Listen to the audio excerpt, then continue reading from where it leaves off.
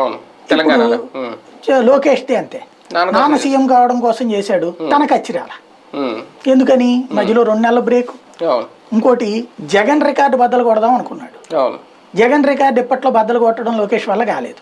ఎందుకని ఇప్పుడు 3100 దగ్గర ఆయన పోతున్నాడు, ఆయన 3700 3800. ఆయన ఇంకా టైం ఉంది కదా, ఇంకో నెల తిరగచ్చు కదా, ఇప్పుడు అంత హడావుడిగా ఎందుకు? చంద్రబాబు ఇప్పుడు ఏమైపోతుందంటే బాబు మీద ప్రెషర్ పెరిగిపోతుంది. పక్కన జైలు నుండి వచ్చాక హెల్త్ ఇష్యూస్ ఉంటాయి, రెండో పక్కన ఈ అభ్యర్థులు వీళ్ళు అడ్డు తిరిగేవి ఉంటాయి. ఇప్పుడు సీట్లు ఇస్తే ఎదురు తిరిగేవి ఉంటాయి, గొడవలు ఉంటాయి, గందరగోళాలు ఉంటాయి. వాళ్ళందరినీ పిలిచి మాట్లాడుతుంటే చంద్రబాబుకి ఓపిక చాలకపోవచ్చు. ఆ పని అంతా లోకేష్ చూస్తాడు. ఇప్పుడు ఒక రకంగా పార్టీని నడిపించేది లోకేష్.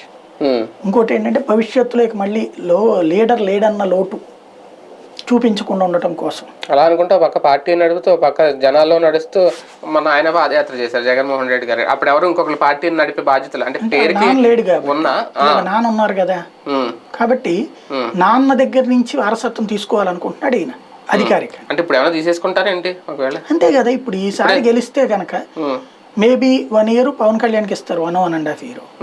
ఆ తర్వాత లోకేష్ని సీఎం చేస్తారు. అయితే లేకపోతే చంద్రబాబు ఒక ఏడాది సీఎంగా ఉండి